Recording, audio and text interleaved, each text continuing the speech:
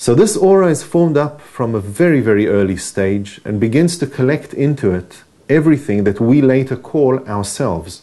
Because we are not our arm or our leg or our beautiful hair. We are the sum total of what we've thought about, the choices we have made, what is processed through us. Just like you eat an apple, the body takes what it needs and gets rid of what it doesn't need. Also in the energy levels, we're breathing energy in, you know. The energy goes in and the energy goes out. Now it can be oxygen, but it can also be energy that comes in and goes out. It comes into different centers of energy throughout the system. And this energy is what makes us tick, what makes us go. It's like fuel for a car.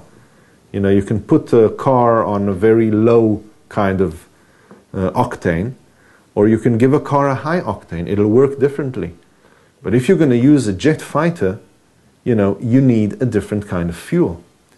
And if people are using a low grade of fuel of energy in their aura, they will only get low grade results. They can drive like an old truck, but they're not going to go flying like a rocket. When a person begins to understand they have an aura and begins to understand the meaning of it, then there's a whole area of practicalities of what can be done with it. Because you can enhance your energy. You can get to the point where you need to sleep very few hours, and when you're awake, you're working much better than what is considered normal. You can take your mind and send it somewhere. You can be in contact with people although they are far away. You don't need the cell phone or the internet. Now these things used to be very natural with people, and it seems that in the last few centuries we're losing these abilities. I do lectures sometime, and I speak about the aura, and I show pictures, and people say, okay, so we see that the physics can prove it, we see that cameras can photograph it, we see that the medical world is using this.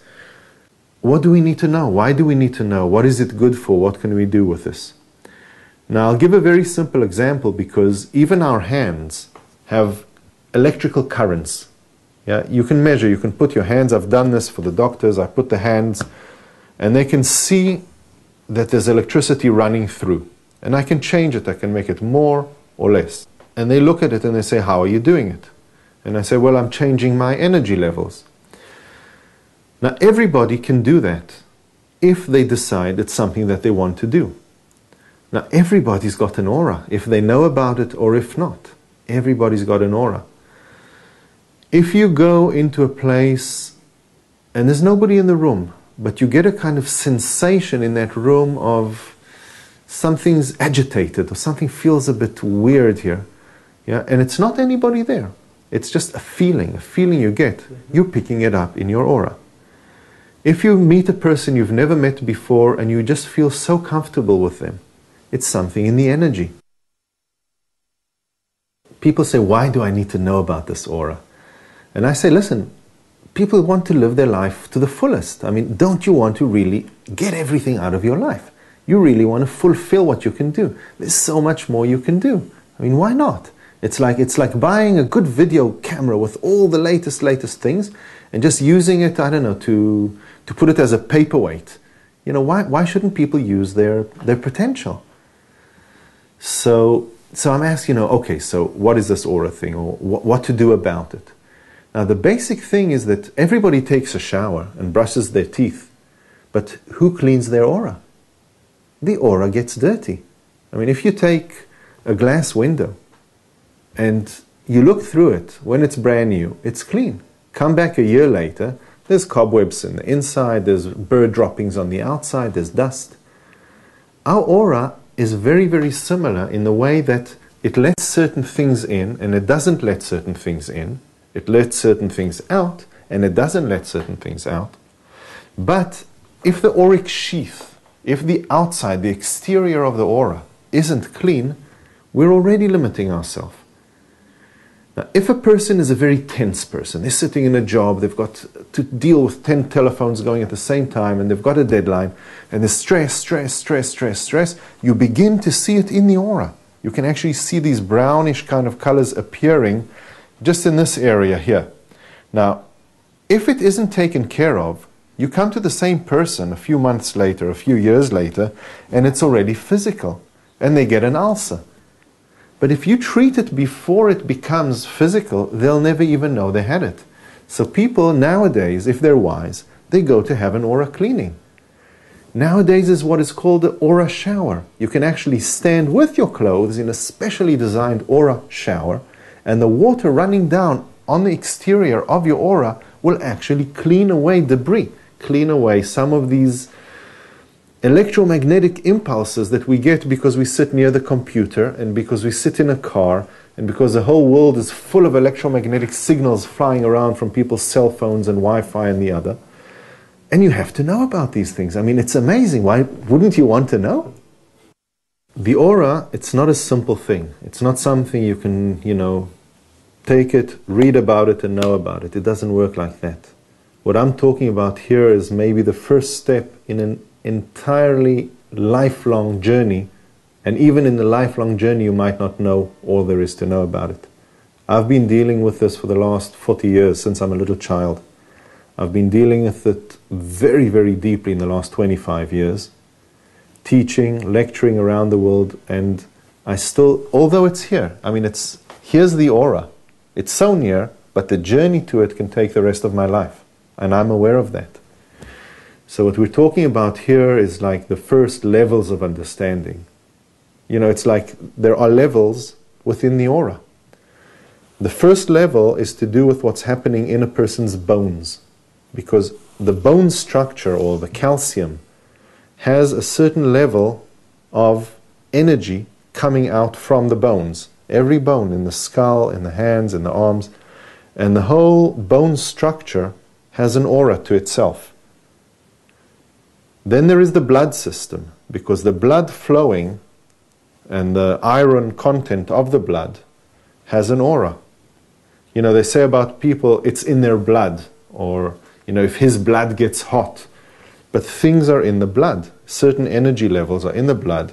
And that is about so far, you can feel it. That's about so far away from the body. Then there is what's happening, the electromagnetic activity in the nerves. The impulses running up and down, millions of them running up and down the system. And the impulses in the nervous system, they also have an aura. And these auras are one inside the other, and your thoughts are inside it, and what you're feeling is going on in it, and the beating of the heart is in there, and the working of the kidneys is in there, and everything is going on at the same time, and it's absolutely amazing. Now, a person can have a certain problem in the level of the blood, of the aura, and a few years down the line, it'll be a result in leukemia. And people don't make the connection. Or a person might sit with his head on, leaning back on a wall, and the neighbor has the television over there on the other side. And what's coming out will be causing migraine headaches for this person who's only sitting and working. It's so amazing, because everything influences the aura. Now, when you begin to understand these things about the aura, and you understand it's a huge, huge journey, at least the first steps, you'd want to do them as soon as possible.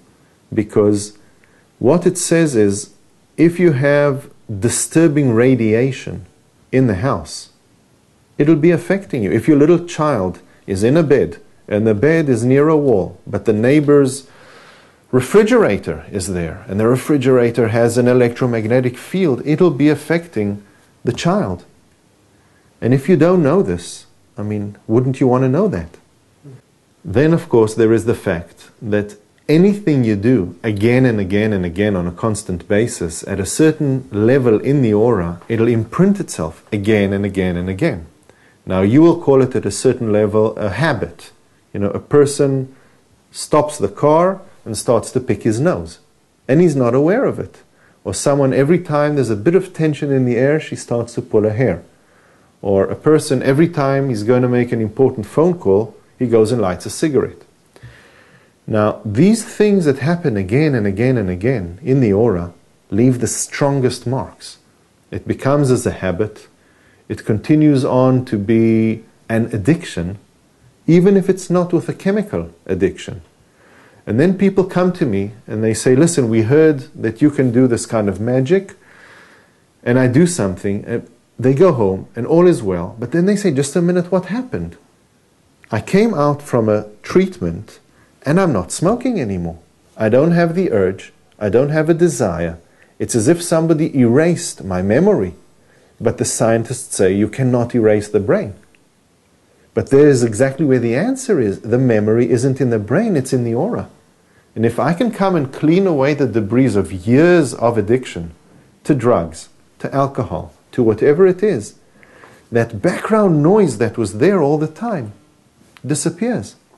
There's no withdrawal symptoms because there's nothing to withdraw from. It's just gone. It's deleted.